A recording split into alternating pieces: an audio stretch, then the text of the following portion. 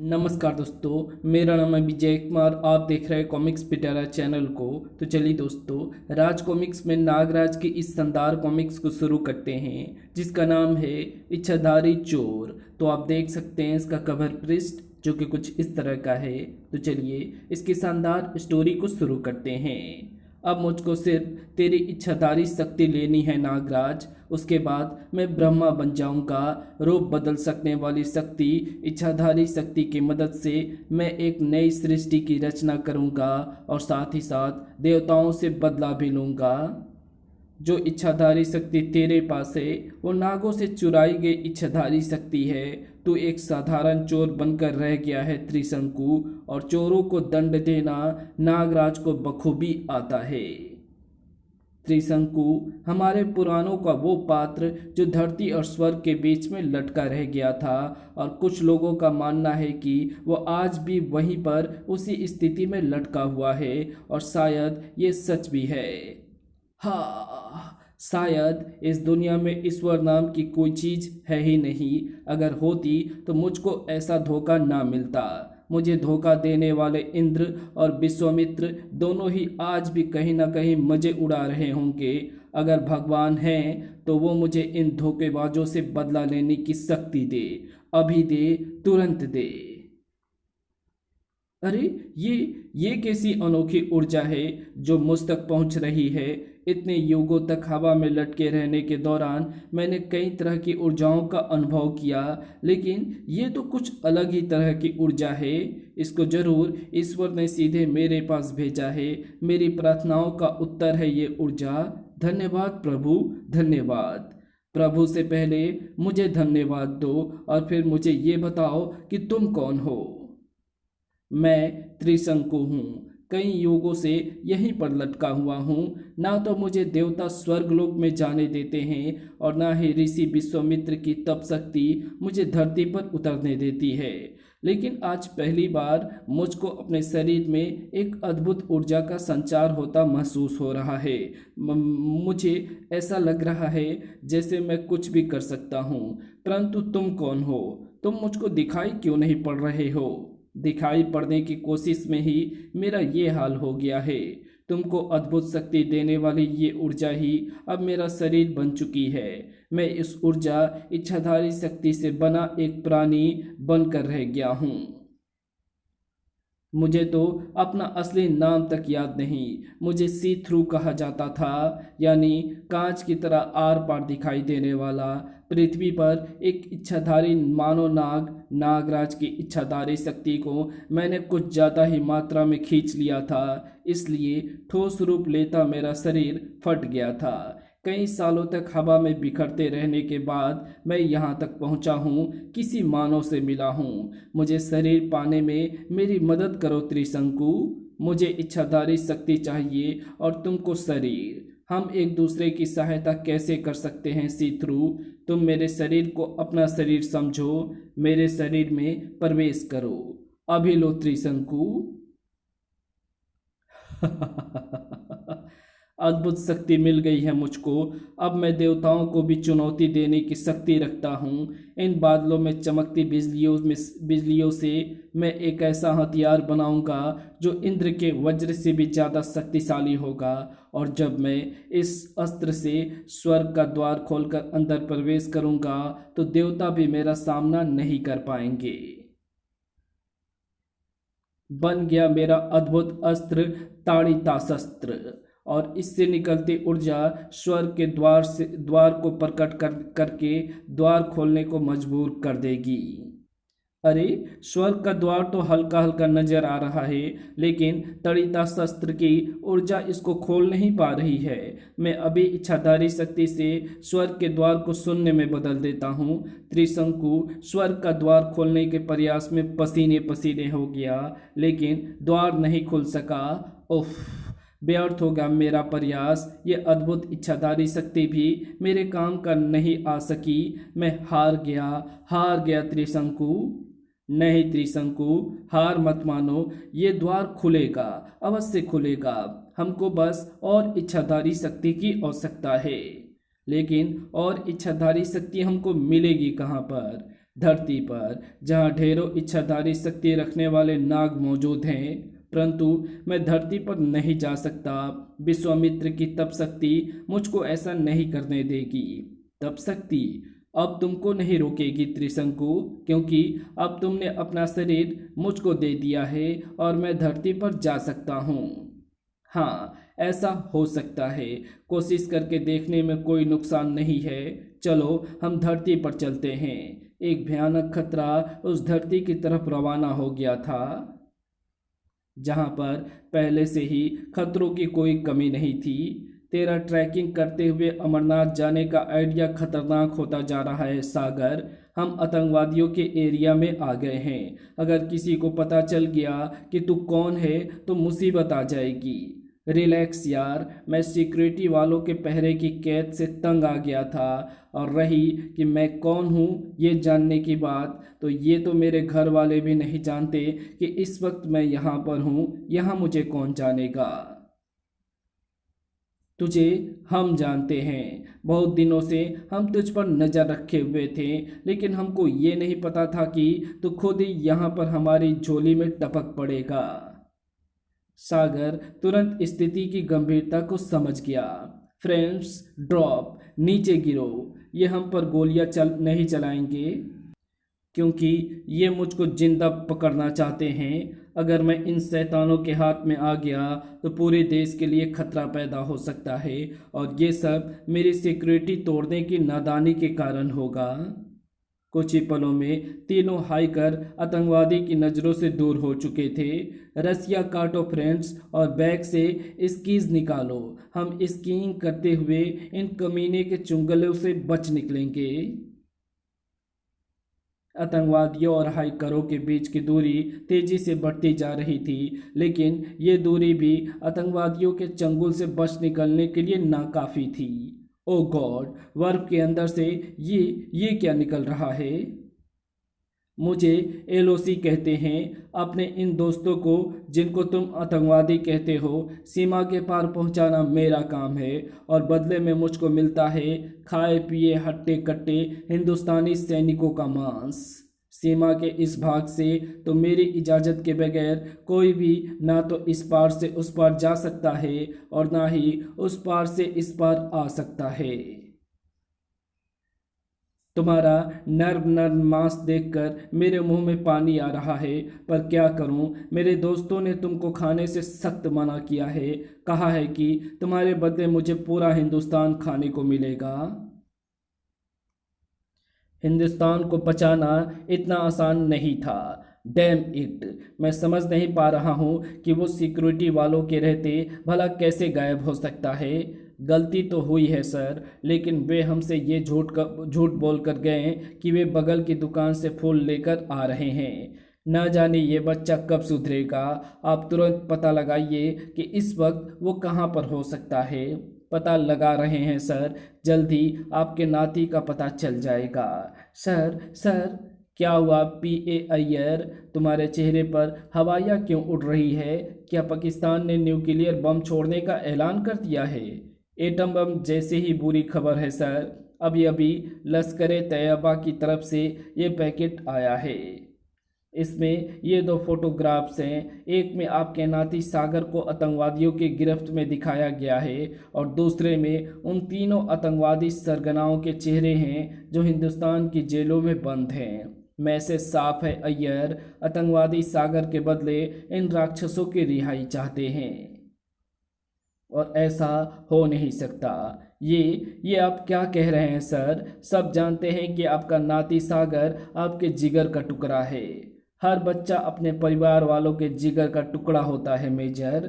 क्या हम सैकड़ों बेगुनाहों को कत्ल करने वाले इन 3 दरिंदों को सिर्फ इसलिए छोड़ दें क्योंकि इनके साथियों ने प्रधानमंत्री के नाती का अपहरण किया है?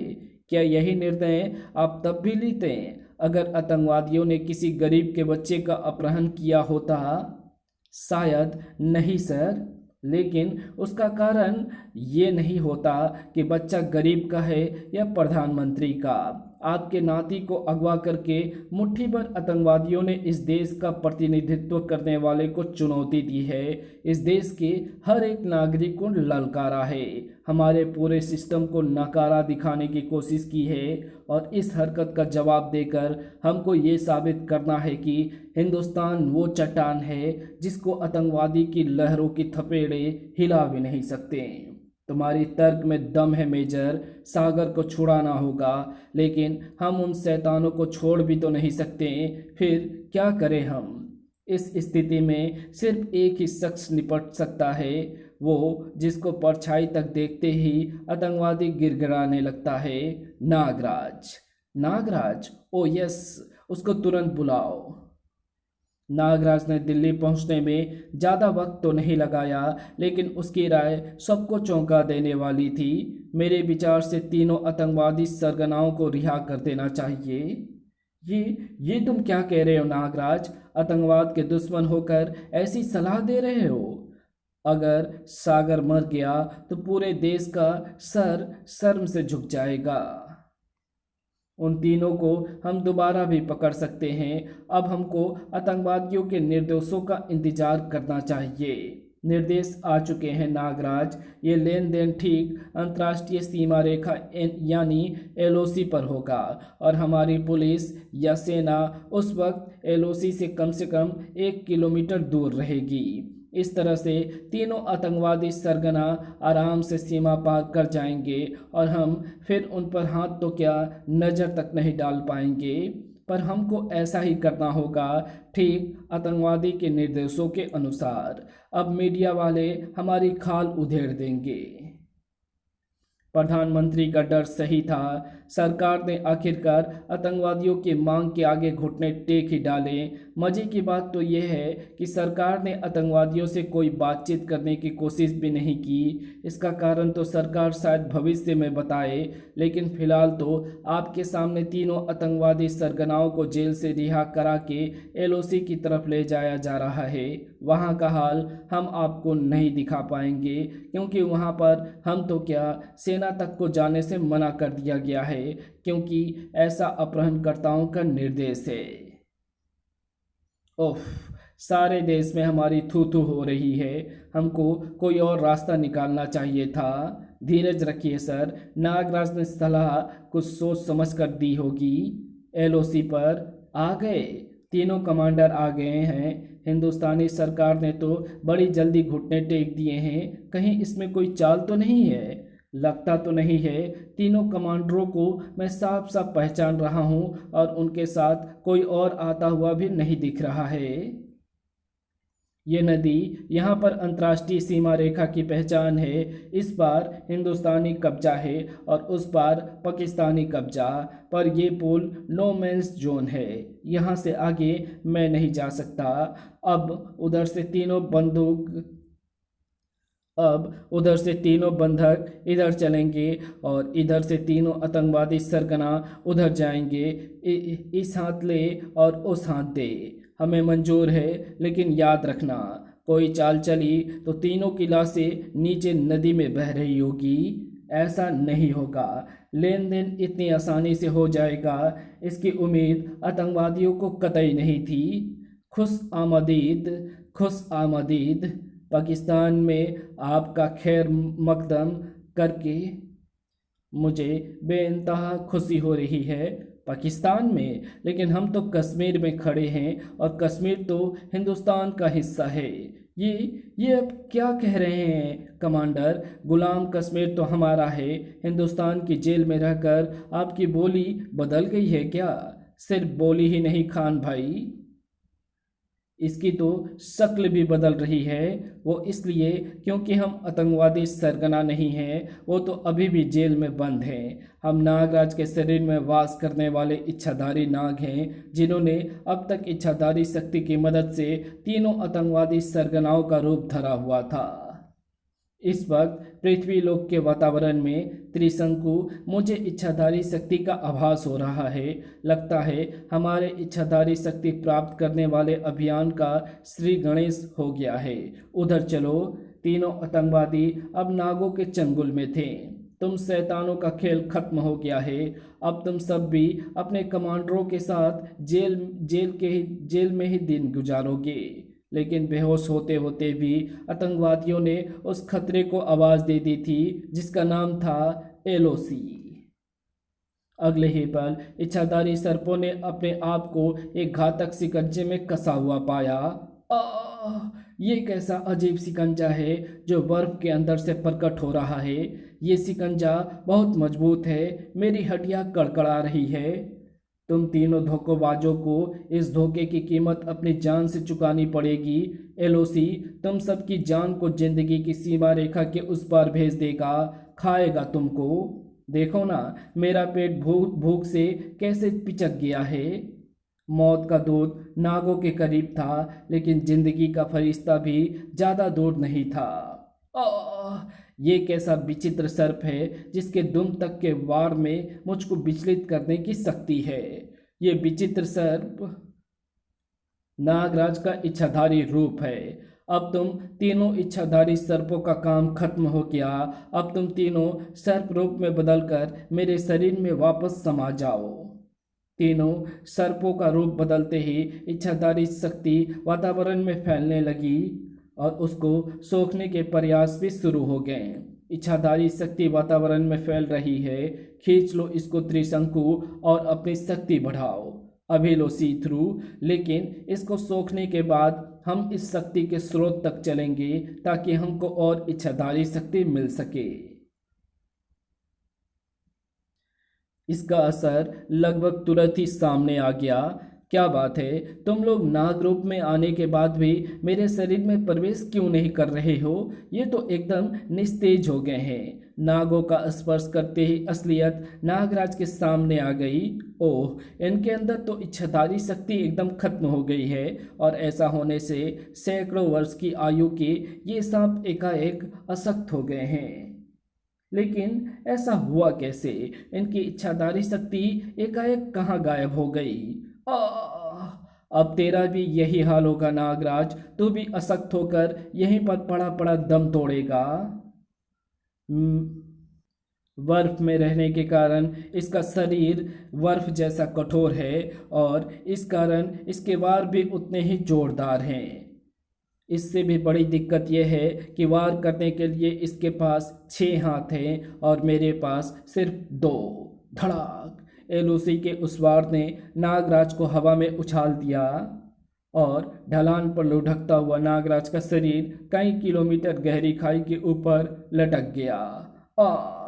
बाल बाल बचा, लेकिन कब तक बचा रहूँगा? इसकी एक ही ठोकर मुझको खाई में गिरा देगी और उस स्थिति से बचने के लिए मैं इच्छाधारी शक्ति को प्रयोग करने का खतरा मोल नहीं ले सकता। मैं देख चुका हूँ कि यहाँ पर इच्छाधारी शक्ति का प्रयोग करने में खतरा है। अब तू मर नागराज, मेरा समय खराब मत कर। त्रिशंकु ने इच्छाधारी शक्ति के स्रोत को ढूंढ लिया था। ये तो नागराज है त्रिशंकु, वही जिसकी शक्ति सोखने के चक्कर में मैं फट पड़ा था। इसकी काफ़ी इच्छाधारी शक्ति तो है, लेकिन अभी भी उसके पास पर्याप्त इच्छाधारी शक्ति है। तब तो हम इंतजार करेंगे सी थ्रू, क्योंकि इस स्थिति से बचने के लिए इसको इच्छाधारी शक्ति का प्रयोग करना ही पड़ेगा। नागराज बचने के रास्ते तलाश कर रहा था। नाग रस्सी का प्रयोग करना सही नहीं रहेगा, क्योंकि ठंड ज़्यादा होने के कारण वो नाग रस्सी तुरंत ही टूट जाएगी। लेकिन खाई में गिरने से बचने का एक और रास्ता है। आखिर मेरे किसी भी सतह पर चिपक सकने लायक शक्ति कब काम आएगी? नागराज पर चट्टानी सतह पर नागराज की हथेलियाँ चिपक गई। नागराज धीरे धीरे किसी सुरक्षित स्थान की तलाश में नीचे उतरने लगा, लेकिन इस कला में सिर्फ नागराज को ही महारत हासिल नहीं थी, एलओसी भी इस कला में माहिर था। तू क्या समझता है कि चट्टानों पर चिपक पाना सिर्फ तुमको भी आता है? एलओसी की भुजाएं भी ये करतब करना जानती है। तड़ाक! ऐसा है तो देखते हैं कि चट्टानों पर पहले किसकी पकड़ ढीली पड़ती है। अद्भुत लड़ाई थी ये। दोनों के शरीर हवा में झूल रहे थे और एक हल्की सी चूक किसी को भी मौत की खाई में ढकेल सकती थी। ये चट्टानों पर पकड़ बनाए रखने के लिए अपने हाथों को बारी बारी से इस्तेमाल कर रहा है, जबकि मैं अपना हाथ उठा तक नहीं सकता। इसकी पकड़ हटाने के लिए मुझे ध्वंसक सर्पों का सहारा लेना पड़ेगा। ध्वंसक सर्पों ने उस चट्टान को चूर चूर कर दिया जिस पर एलओसी की पकड़ बनी हुई थी, लेकिन ओह, इसने तो मकड़े की तरह बाकी हाथों से चट्टानों को पकड़ लिया और गिरने से बच गया। अब ध्वंसक सर्पों का इस्तेमाल इसके हाथों पर ही करना होगा। शायद बर्फ में रहने के आदि के कारण एलओसी गर्मी का आदि ना हो। ध्वंसक सर्पों का एलओसी पर असर होने लगा। धड़ाम! ये अजीब सर्प गर्मी पैदा करके मेरी खाल में दरारें डाल रहे हैं। इसकी पकड़ ढीली पड़ रही है, ये जल्दी नीचे जा गिरेगा। लेकिन हार का आभास होते ही एलओसी ने अपनी चाल को बदल दिया। अब मैं ऐसी जगह से वार करूंगा जहां पर तेरे पटाखा सर्प मुझ तक पहुंच ना पाए। मैं तो नीचे नहीं गिरा, पर तू जरूर गिर कर मरेगा। तेजी से ऊपर चढ़ता हुआ एलओसी जल्द ही नागराज की आंखों से ओझल हो गया और फिर नागराज के आसपास की चट्टानें चटकने लगी। कर्र! ओह, ये चट्टानें तोड़कर मुझे नीचे गिराना चाहता है और बगैर दिखे मैं इस पर वार नहीं कर सकता। अगर मुझे नीचे गिरने से बचना है तो इसको नीचे गिराना ही पड़ेगा, पर कैसे? ओह, वो बर्फ से ढकी चोटी मेरी मदद कर सकती है। नागफनी सर्प, तुमको उस चोटी तक जल्दी से जल्दी पहुंचकर उसको ध्वंसक सर्पों से पाट देना है। जाओ। नागराज जो भी योजना बना रहा था उसका जल्दी से जल्दी पूरा होना बहुत ज़रूरी था, क्योंकि नागराज के पास अब ज़्यादा वक्त नहीं था। ओह, चट्टानें टूट रही है। पकड़ बनाए रखने के स्थान तेजी से खत्म होते जा रहे हैं। उफ, इच्छाधारी शक्ति का प्रयोग जल्दी कर नागराज। हमको सोखने दे अपनी इच्छाधारी शक्ति, वरना तू गिर कर मर जाएगा और तेरे साथ साथ तेरी इच्छाधारी शक्ति भी खत्म हो जाएगी। नागराज का मरना लगभग तय लग रहा था, क्योंकि हवा में इस वक्त सिर्फ एक ही शख्स लटका हुआ था, नागराज। सतह पर खड़े हुए एलओसी के गिरने की संभावनाएं तो लगभग शून्य थी, या शायद नहीं थी। ये क्या? बड़ा उफ, बर्फीली पहाड़ में विस्फोट हो गया है और बर्फ का भारी ढेर तेज गति से मेरी तरफ बढ़ रहा है। क्या करूं? मेरे लिए तो भागने की जगह तक नहीं बची है। पर ये हुआ कैसे? ये कमाल मेरे ध्वंसक सर्पों का है, जिन्होंने बर्फ के अंदर घुसकर विस्फोट किया है। अब मेरा चट्टानों पर लटकना काम आएगा। बर्फ का तूफान बगैर मुझे नुकसान पहुंचाए मेरे सिर के ऊपर से निकल जाएगा। बर्फ के तेजी से फिसलते ढेर ने एलओसी को तूफान में सूखे पत्ते की तरह उड़ा दिया। और एलओसी का शरीर कई किलोमीटर गहरी खाई में चट्टानों की तरफ रवाना हो गया। खत्म हो गया एलओसी। अब मुझे अपने सर्पों द्वारा इच्छाधारी शक्ति खोने का कारण पता करना होगा। कारण पास में ही था, लेकिन नागराज की नज़रों से दूर भी था। ये क्या किया तूने नागराज? इच्छाधारी शक्ति का प्रयोग तक नहीं किया। अब क्या हमको इतने से ही इच्छाधारी शक्ति से संतोष करना पड़ेगा सी थ्रू? इसकी आवश्यकता नहीं है त्रिशंकु। पृथ्वी पर इच्छाधारी शक्ति धारण करने वाले सर्पों की भरमार है और नागराज के शरीर में वास करने वाले 3 इच्छाधारी सर्पों की शक्ति खींचने के बाद मुझे उस स्थान का पता चल गया है जहां पर इस शक्ति का भंडार है। बस यहां से फटाफट निकलो। अगर कहीं नागराज को हमारे यहाँ पर होने का आभास हो गया तो जितनी इच्छाधारी शक्ति इकट्ठी की है वो भी चला जाएगा। नागराज को आभास हो गया था नागों के शरीर से इच्छाधारी शक्ति गायब होकर कहीं और गई है, क्योंकि मुझको वातावरण में बिखरी हुई उस इच्छाधारी शक्ति का आभास हो रहा है जो बच गई है। जरूर कोई गहरा षड्यंत्र रचा जा रहा है। नागराज जरूर चिंतित था, लेकिन पूरा हिंदुस्तान खुशी से झूम रहा था। कमाल कर दिया नागराज, तुमने आतंकवादियों के गाल पर एक ऐसा करारा तमाचा मारा है हम भी आज तक नहीं मार पाए।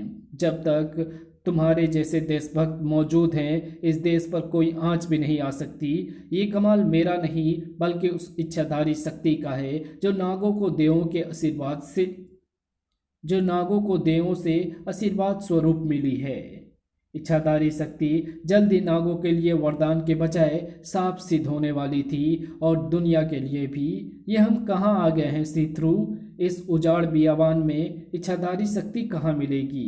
ये इच्छाधारी नागों का गुप्त निवास है त्रिशंकु। इस द्वीप को नाग द्वीप कहते हैं। यही वो स्थान है जिसका पता मुझको इच्छाधारी शक्ति खींचते वक्त चला था। उफ, यहाँ पर तो ढेर सारे सर्प हैं। हमको काम चुपचाप तरीके से शुरू करना होगा वरना हमारा अभियान विफल हो जाएगा। और मुख्य समस्या ये है कि सर्पों का रूप बदलने पर ही हम वो शक्ति ग्रहण कर सकते हैं। भला हम सांपों को ऐसा करने के लिए मजबूर कैसे करेंगे? उसके ढेरों तरीके हैं मेरे पास। सबसे पहले तरीका नंबर 1 आजमाते हैं। इच्छाधारी शक्ति की मदद से एक सुंदर नाग कन्या का रूप धारण करके उस सुंदर नाग कन्या को देखकर नागद्वीप के प्रहरियों की आंखें फटी की फटी रह गई। तुम कौन हो नाग सुंदरी? पहले तो तुमको इस द्वीप पर पहले कभी नहीं देखा। मैं पाताल के नाग राजा तक्षक की पुत्री हूँ। अपने लिए एक सुयोग्य वर की तलाश में पूरी दुनिया में भटक रही हूँ। किसी सजीले सर्प जवान की तलाश है मुझे, जिससे मैं विवाह करूँगी। वो मुझको पाने के साथ साथ पाताल लोक का सर्प राज्य भी पाएगा। मुझसे विवाह कर लो नाग सुंदरी। देखो कितना गठीला शरीर है मेरा। और बहादुर तो मैं इतना हूँ कि नागों ने पूरे नागद्वीप की सुरक्षा मुझ पर छोड़ रखी है। तड़ाक! चुप रह झुट्टे। मुख्य प्रहरी तो मैं हूँ, तो मेरे नीचे काम करता है। और रही बदन की बात तो तुझसे ज़्यादा कसरत करता हूँ मैं।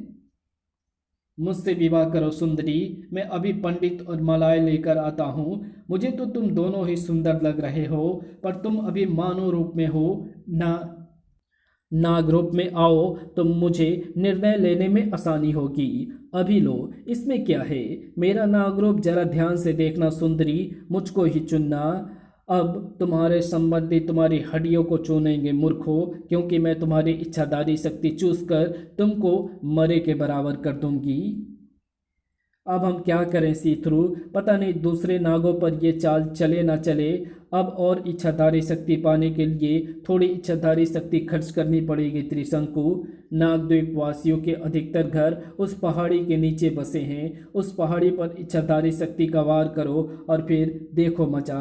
इच्छाधारी शक्ति के वार ने चट्टानों के बंधन ढीले कर दिए और चट्टानें नागद्वीप पर बरस पड़ी। ये क्या हो रहा है? बगैर किसी भूकंप के चट्टानें क्यों गिर रही हैं? ये बाद में सोचना, पहले हमको इन चट्टानों से ही बचना है। और इनसे बचने का एक ही रास्ता है, सर्प रूप में बदलकर बाम्बियों में घुस जाना। नागद्वीप के वासी इच्छाधारी नाग तेजी से नाग रूप में बदलने तो लगे, लेकिन कुछ ही भाग्यशाली नाग जमीन के नीचे बनी बॉम्बियों में घुस पाए, क्योंकि इच्छाधारी शक्ति खिंच जाने के कारण कई नागों में बॉम्बियों में घुसने तक की शक्ति नहीं बची थी, और जो बॉम्बे में घुस गए थे उनमें बाहर निकलने की शक्ति नहीं बची थी। नागद्वीप देखते ही देखते वीरान नजर आने लगा, लेकिन त्रिशंकु और सी थ्रू को इच्छाधारी शक्ति का अथाह भंडार मिल चुका था। तुम्हारा शरीर भी कमाल का है त्रिशंकु। मैं तो इससे आधी इच्छाधारी शक्ति सोख कर ही फट गया था। अभी मेरा शरीर इससे दुगुनी इच्छाधारी शक्ति सोख सकता है सी थ्रू। ये क्या हो रहा है नागद्वीप में? मुझे आभास हो रहा है कि ये मुसीबत प्राकृतिक नहीं है, बल्कि किसी दुष्ट का षड्यंत्र है, और वो कारण यहाँ पर है। तू है इस विनाश का कारण। बता, कौन है तू और ऐसा तूने किस कारण से किया है? उसके बाद मैं तुझे दंड दूंगा। कालदूत, तू तो कालदूत है। मुझको उम्मीद नहीं थी कि मेरी तुझसे यहाँ पर भेंट होगी। तू मुझको जानता है, लेकिन मैं तुझको पहचान नहीं पा रहा हूँ। कौन है तू? मेरी तुझसे मुलाकात कब और कहाँ हुई है? तुझे याद कैसे रहेगा कालदूत? इस बात को तो सदियां गुजर गई है। अब मुझको समझ में आ गया कि इच्छाधारी शक्ति का राज, जो शक्ति मेरे लिए एक नई सृष्टि बनाने में काम में आनी थी, वो तुझको दे दी गई। पहचान मुझे, विश्वामित्र के शिष्य कालदूत। मैं त्रिशंकु हूँ, त्रिशंकु जिसको आज तक का सबसे बड़ा धोखा दिया गया है। त्रिशंकु, तू तू धरती पर कैसे आ गया? गुरु विश्वामित्र की तप शक्ति ने तुमको यहाँ पर आने से रोका क्यों नहीं? क्योंकि मुझे तुझसे अपना हक छीनना था। मुझे पूरी इच्छाधारी शक्ति वापस चाहिए कालदूत। मैं मरना नहीं चाहता हूँ, तो दे दे मुझे अपनी इच्छाधारी शक्ति, और अपने अनुयायी नागों से भी ऐसा ही करने को कह। मुनिवर विश्वामित्र तेरे काले इरादे को भाप गए थे, इसलिए उन्होंने तुझको सुनने में लटकता छोड़ दिया था। तो यहाँ पर चाहे जैसे भी आया हो, लेकिन मैं तुझको उसी शून्य में वापस भेज कर रहूँगा जहाँ पर तू अभी तक लटका हुआ था। एक महाभयंकर युद्ध शुरू होने वाला था, और ये युद्ध हर उस जीव के भविष्य का निर्णय करने वाला था जिसमें इच्छाधारी शक्ति थी, और इनमें नागराज भी शामिल था। कुछ समझ में नहीं आ रहा है दादा वेदाचार्य। इच्छाधारी शक्ति को कोई चुरा रहा है। कुछ पता नहीं कि वो चोर प्राणी है कौन, और वो इच्छाधारी शक्ति का करेगा क्या।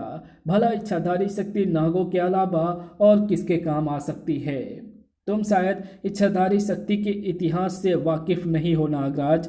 इच्छाधारी शक्ति ना तो नागों द्वारा पैदा की गई है, और ना ही इसका मकसद नागों को रूप बदलने की शक्ति देना था। एक पुरानी कहानी है, पता नहीं सत्य है या कल्पना। अयोध्या के एक राजा थे शंकु, जिन्होंने महर्षि विश्वामित्र की बहुत सेवा की थी। खुश होकर महर्षि ने उनको सशरीर स्वर्ग भेजने का आश्वासन दे डाला।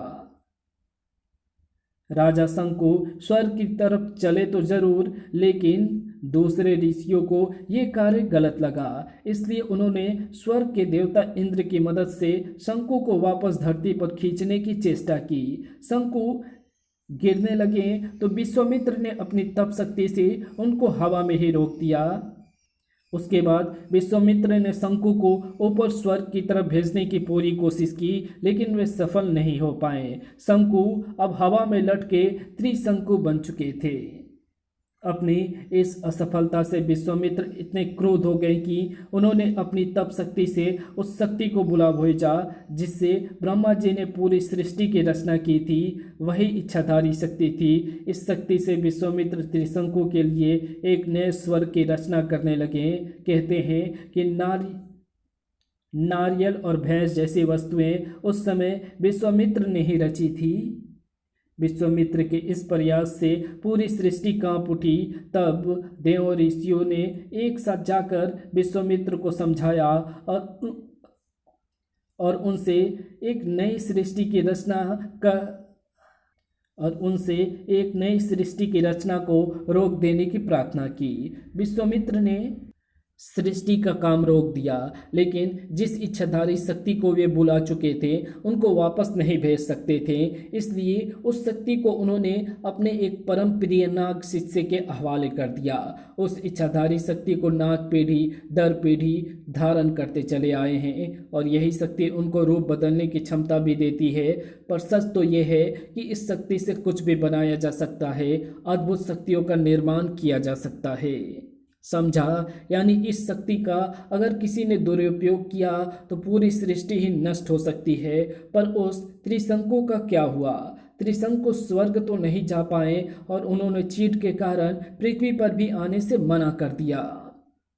त्रिशंकु ने विश्वामित्र के पीछे हट जाने को अपने प्रति किया गया विश्वासघात माना, और तब से वो स्वर्ग और धरती दोनों लोगों के खिलाफ प्रतिरोध की भावना लेकर दोनों लोगों के बीच में लटका हुआ है।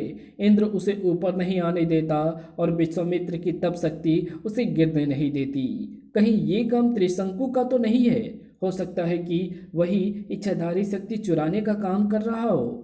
ये नहीं हो सकता नागराज, क्योंकि पहले तो हमें यही नहीं पता कि त्रिशंकु कोई है भी या नहीं, और अगर है तो भी विश्वामित्र के शाप के कारण वो धरती पर आ ही नहीं सकता। वेदाचार्य के दोनों ही अनुमान एकदम गलत थे, क्योंकि त्रिशंकु मौजूद भी था और वह धरती पर भी आ चुका था। अब मुझे तुझसे लड़ने में आसानी होगी कालदूत। ओह, तूने इच्छाधारी शक्ति को भारी मात्रा में प्राप्त कर लिया है त्रिशंकु, वरना तू ये रूप धारण करने में सफल नहीं हो पाता। अब तेरी ही शक्ति तेरी मौत का कारण बनेगी कालदूत। सुना था कि तूने विश्वामित्र से कई शस्त्र कलाएं सीखी थी। दिखा मुझको उसका नमूना। देखना है तो देख, जड़ शक्ति का वार। 6 हाथ होने के बावजूद तो शस्त्र चलाना तो दूर, हाथों को हिला तक नहीं पाएगा। अब तू मेरा कैदी बनेगा त्रिशंकु, और वापस उसी शून्य अवस्था में तैरेगा जहां से तू आया था। कालदूत का सारा ध्यान त्रिशंकु पर था, जबकि त्रिशंकु कालदूत का ध्यान बटाकर इच्छाधारी शक्ति से एक नई मुसीबत का निर्माण कर रहा था। ये इच्छाधारी शक्ति का प्रयोग नए प्राणियों के सृजन के लिए कर रहा है। असावधान कालदूत पलक झपकते ही तीनों भागों में बंट गए। लेकिन अब त्रिशंकु जड़ हो गया है। अब वो इच्छाधारी शक्ति का प्रयोग नहीं कर सकता, और मेरे लिए इच्छाधारी शक्ति से बने इस प्राणी को नष्ट करना कोई बड़ी बात नहीं है। मुझे तो इससे लड़ने की ज़रूरत भी नहीं है। मुझे तो सिर्फ अपनी इच्छाधारी शक्ति का द्वार खोलकर इसकी शक्ति को खींच लेना है, फिर ये प्राणी अपने आप नष्ट हो जाएगा। योजना बनाना सरल कार्य है, लेकिन उस पर अमल करना उतना आसान नहीं था। मुझ पर वार हो रहा है। मेरी इच्छाधारी शक्ति को कोई खींच रहा है, पर कौन? त्रिशंकु, ये तू कर रहा है, पर कैसे? तुझे तो मैंने जड़ कर दिया था, और तेरा मेरी शक्ति से बचने का सवाल ही नहीं है। त्रिशंकु का शरीर अभी भी जड़ है। कालदूत, अब तो इस शरीर को मैं सशरीर अपने मर्जी से चला रहा हूँ। मेरी मदद करने का शुक्रिया कालदूत। इस लड़ाई में कभी कालदूत का पलड़ा भारी हो रहा था, तो कभी त्रिशंकु का। पूरा नागद्वीप इस युद्ध का नतीजा जानने को बेताब था। कुछ नजर नहीं आ रहा है कि पहाड़ी के ऊपर क्या हो रहा है। इच्छाधारी नागों को इसके लिए ज़्यादा इंतजार नहीं करना पड़ा। नतीजा जल्द ही सामने आ गया। नागद्वीप के इच्छाधारी नागों, मैंने नागद्वीप के विनाशक पर काबू तो पा लिया है, परंतु मैं ज़्यादा देर तक ऐसा नहीं कर पाऊंगा। ये फिर होश में आकर तुम सबकी इच्छाधारी शक्ति को चुराने का प्रयत्न करेगा, और इस स्थिति से बचने का एक ही तरीका है, तुम सब अपनी अपनी इच्छाधारी शक्ति फिलहाल मुझको सौंप दो। उस शक्ति की मदद से मैं इस इच्छाधारी चोर को नष्ट कर दूंगा। महात्मा का सुझाव अच्छा है। ऐसे हम अपनी इच्छाधारी शक्ति को बचा भी सकते हैं और महात्मा की शक्ति बढ़ा भी सकते हैं। ठीक है महात्मन, हम अपनी अपनी इच्छाधारी शक्ति आपको देते हैं।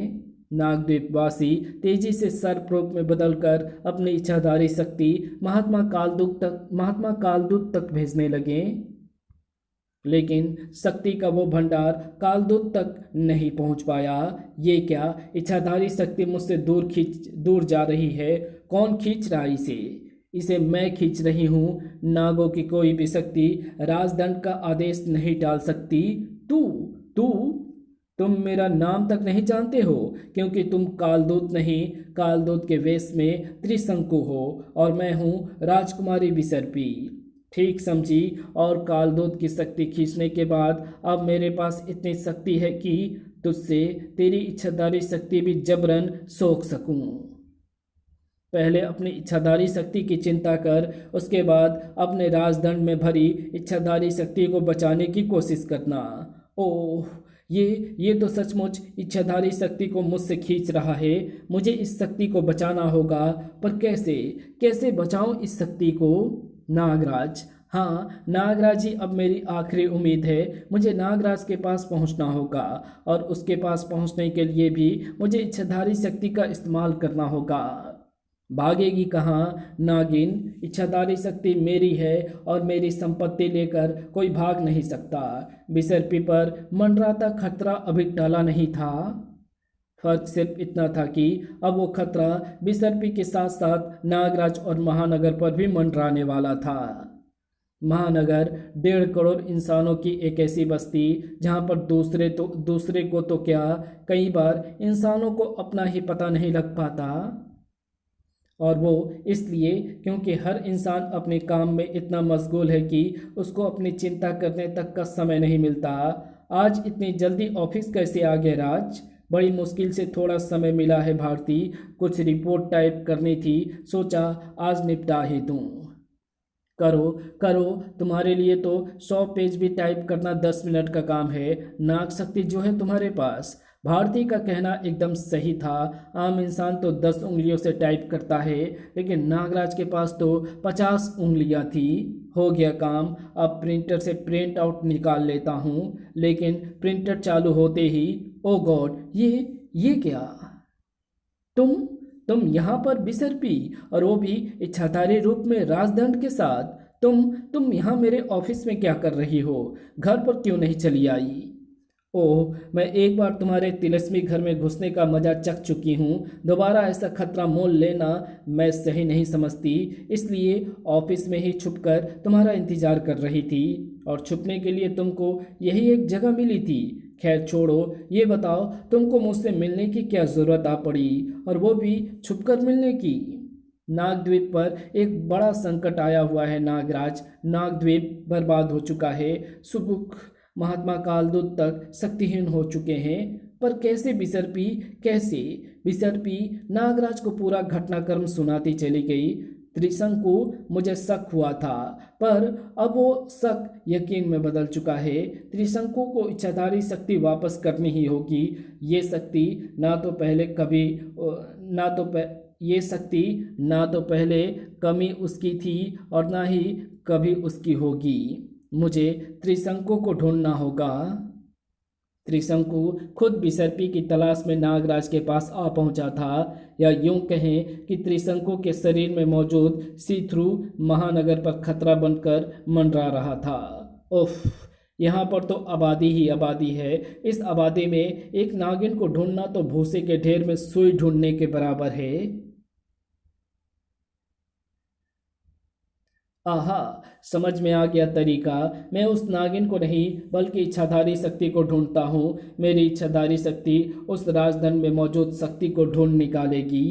वैसे भी मुझको नागिन से नहीं राजदंड से काम है। जा इच्छाधारी शक्ति और ढूंढ अपने ही जैसी उस शक्ति को जो इस नगर में कहीं पर छुपी हुई है। इच्छाधारी शक्ति महानगर में चारों तरफ फैलने लगी, और वो जिस वस्तु को भी छू लेती थी उस वस्तु का रूप नया हो उठता था। प्रकृति की प्रकाश की गति से फैलती अद्भुत इच्छाधारी शक्ति ने महानगर में विनाश के एक नए तांडव को जन्म दे दिया था।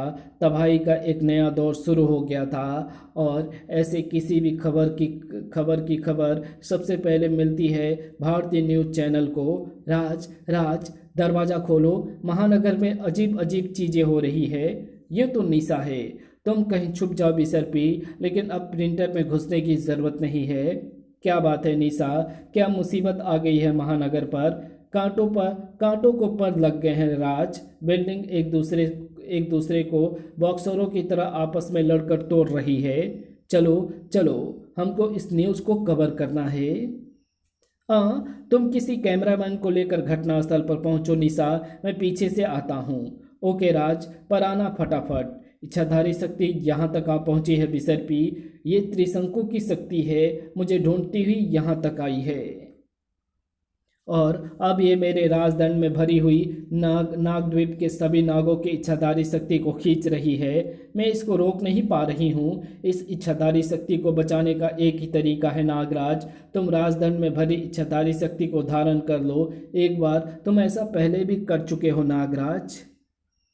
इच्छाधारी शक्ति का बहाव नागराज के नसों में दबाव मारने लगा। नसें फटने को बेताब होने लगी, सिर दर्द से फटने लगा। लेकिन नागराज ने ठान ली थी कि अब इस पार या उस पार, और जो इंसान ये ठान लेते हैं।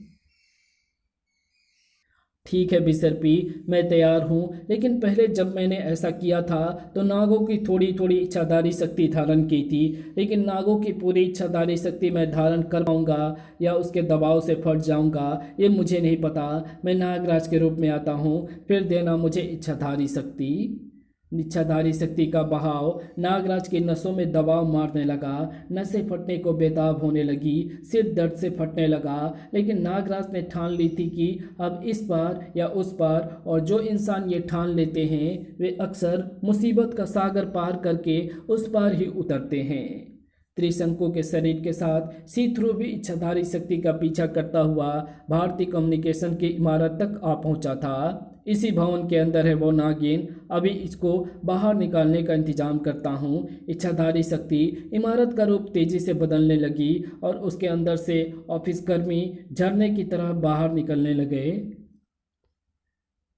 लेकिन अचानक ऑफिस कर्मियों की ये बाढ़ थम गई। आहा, भवन के मुंह में कुछ अटक रहा है। ये जरूर वही नागिन होगी जो बाहर निकलना नहीं चाहती। इसको ताकत लगाकर बाहर खींचना होगा। ताकत लगी, लेकिन बाहर आने वाला शख्स बिसर्पी नहीं, नागराज था। नागराज, तू यहाँ पर कैसे आ गया? तुम मेरे बारे में जानते हो, जरूर नागद्वीप के सर्पों से तुमको मेरे बारे में पता चला होगा। चलो, अच्छा ही हुआ मुझे परिचय देने की तकलीफ नहीं करनी पड़ी। ओ, तो नागिन ने राजधन की इच्छाधारी शक्ति तुझे दे दी है, पर इससे कोई फर्क नहीं पड़ेगा। वो शक्ति मैं तुझसे ले लूंगा। ये शक्ति तुमको वापस करनी होगी त्रिशंकु, ये तुम्हारी नहीं, नागों की अमानत है। ये शक्ति विश्वामित्र ने त्रिशंकु के लिए, मेरा मतलब मेरे लिए मंगाई थी। अब मैं इस शक्ति से एक नई सृष्टि की रचना करूंगा, जिसका भगवान मैं होऊंगा। मेरी पूजा करेंगे लोग, और वो सृष्टि यहीं बनेगी, इसी धरती पर। तभी ये तुम क्या कह रहे हो सी थ्रू? इस शक्ति की मदद से तो हमको स्वर्ग को जीतना है। स्वर्ग में जाना हमारा पहला लक्ष्य है। इच्छाधारी शक्ति को यहाँ पर व्यर्थ मत करो। तो होश में आ गया है त्रिशंकु, लेकिन कालदूत के वार के कारण तो हमेशा जड़ अवस्था में रहेगा। इसलिए तू तमाशा देखने के अलावा कुछ भी नहीं कर सकता। इसलिए चुपचाप तमाशा देख। जब मैं यहीं पर भगवान बन सकता हूँ, तो मैं स्वर्ग पर चढ़ाई करने का खतरा क्यों मोल लूँ? धोखा। अब मैं नई सृष्टि की रचना करूंगा, और उसके लिए मुझको इस मौजूद सृष्टि को हटाना होगा। जब नया भगवान आ रहा है, तो पुराने भगवान का यहाँ पर भला क्या काम? तो भगवान नहीं, शैतान है, और शैतानों को नागराज कभी कामयाब नहीं होने देगा। तो इच्छाधारी शक्ति छोड़, और मैं इसको सोखता जाऊंगा। फिर तू उससे बनाएगा अपनी सृष्टि। मैंने कह तो दिया, पर करना मुश्किल लग रहा है। मेरा शरीर शायद और ज़्यादा इच्छाधारी शक्ति नहीं संभाल पाएगा। फट जाऊंगा मैं, और ये सृष्टि को तबाह करता जाएगा। क्या करूं मैं इसको रोकने के लिए? सिर्फ बातें मत कर नागराज, शक्ति को सोख कर भी दिखा। ये शक्ति कालदूत की इच्छाधारी शक्ति है। तेरे पास सभी नागों की जितनी इच्छाधारी शक्ति मिलाकर है, कालदूत की अकेली इच्छाधारी शक्ति उससे भी ज़्यादा है। तो शक्ति को सोख सोख कर फट जाएगा, पर यह शक्ति कम नहीं होगी। अब मैं और इच्छाधारी शक्ति ग्रहण नहीं कर सकता। चारों तरफ की दृश्य सृष्टि तेजी से बदलती जा रही थी। एक तरीका है, अगर ये अपनी इच्छाधारी शक्ति के प्रयोग से सृष्टि को बदल रहा है, तो मुझे अपनी इच्छाधारी शक्ति की मदद से सृष्टि को वापस अपने रूप में लाना होगा। तो इच्छाधारी शक्ति का प्रयोग करके अच्छा कर रहा है नागराज। अब मैं तेरी इच्छाधारी शक्ति को सोखता जाऊंगा। ला, और शक्ति मुझे दे। वार उल्टा पड़ रहा है। मेरी इच्छाधारी शक्ति को ये पानी की तरह पीता जा रहा है, और महानगर और उसके निवासियों का रूप तेजी से बदलता जा रहा है। इससे लड़ने का तरीका बदलना पड़ेगा। इसको भ्रम में डालना होगा। सौडांगी, तुम तुरंत भारती के पास जाओ और उनसे कहना कि वो दादा वेदाचार्य की मदद से। नागराज सौडांगी को योजना बताता चला गया। ठीक है नागराज, तुम थोड़ी देर तक इसे संभाल कर रखो।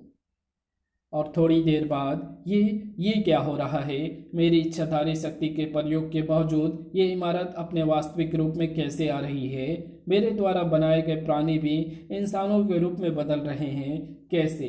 ये तिलस्मी शक्ति है। इस शक्ति के द्वारा भी नई वस्तुओं की रचना की जा सकती है। ये शक्ति ही तेरी इच्छाधारी शक्ति को काट रही है और अब मैं इच्छाधारी शक्ति से तेरा रूप धारण करूंगा। फिर मेरी शक्ति तेरी शक्ति के बराबर हो जाएगी और फिर होगा तेरा अंत। ये क्या, मेरा शरीर तो जड़ हो गया है। मैं किसी भी शक्ति का प्रयोग नहीं कर पा रहा हूँ। मेरा रूप भी बदल रहा है। तिलस्मी गद्दे ने तुमको बचा लिया नागराज, पर तुमको हुआ क्या है? ये तो जड़ हो गया है। इसके गले से तो आवाज तक नहीं निकल रही है।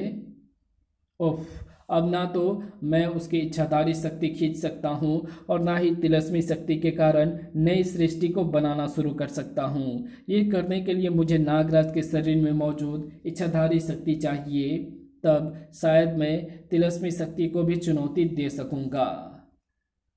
लेकिन इसके लिए मुझे इंतजार करना पड़ेगा और नागराज पर नज़र रखनी पड़ेगी। नागराज एक बड़ी मुसीबत में फंस गया था। नागराज को ये क्या हो गया है? ये इच्छाधारी रूप बदलते ही जड़ अवस्था में कैसे आ गया? कुछ समझ में नहीं आ रहा है बिसरपी।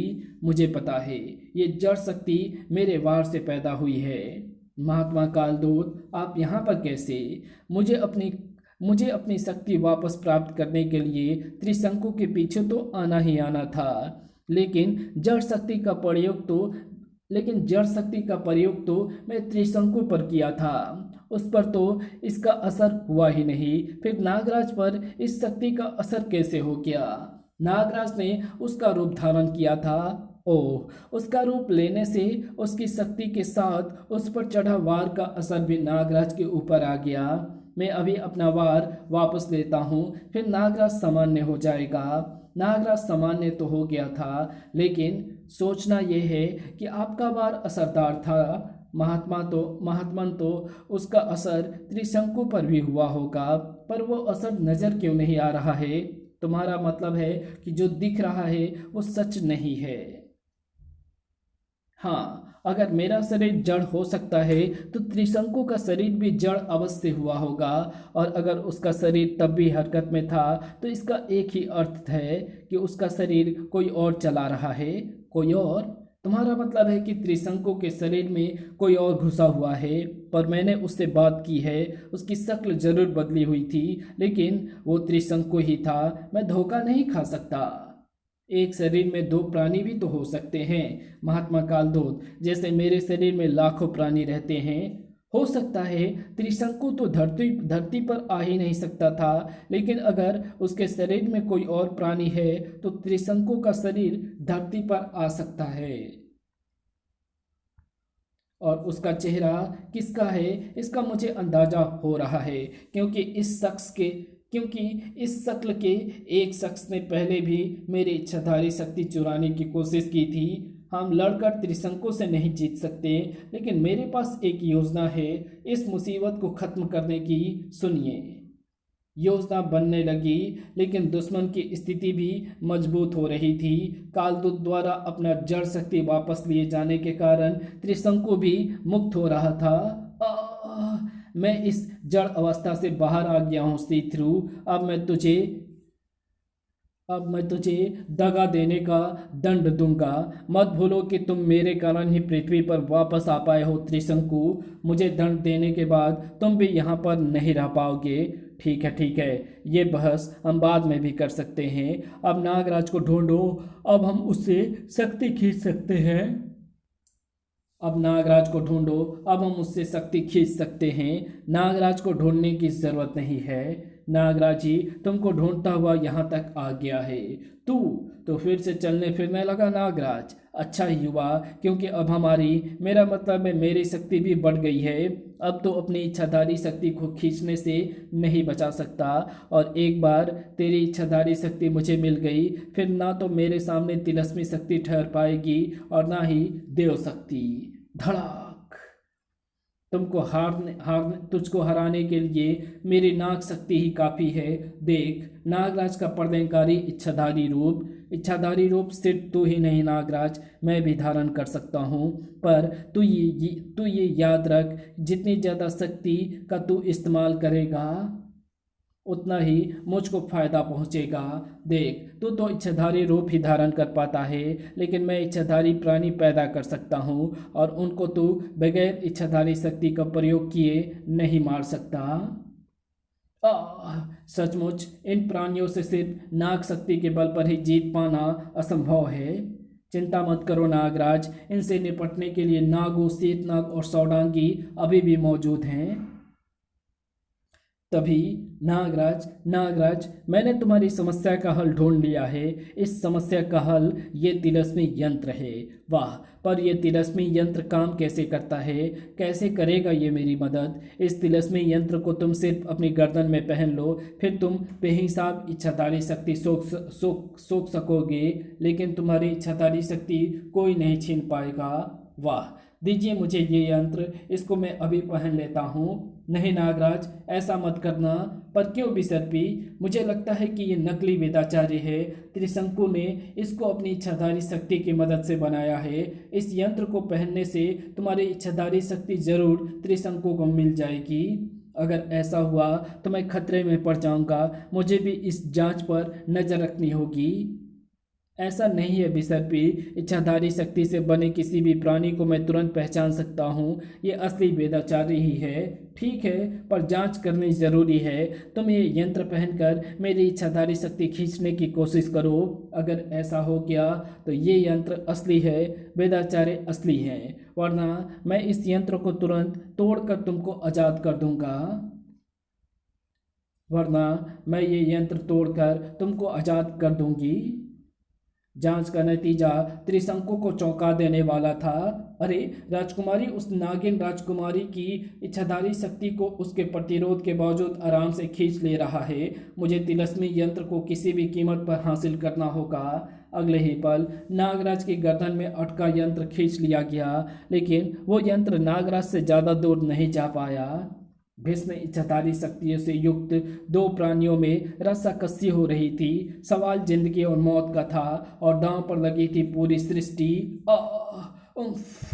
लेकिन नागराज की शक्तियां थोड़ी सी कमजोर थीं और तिलस्मी यंत्र को थामे रखना अब नागराज के लिए असंभव होता जा रहा था।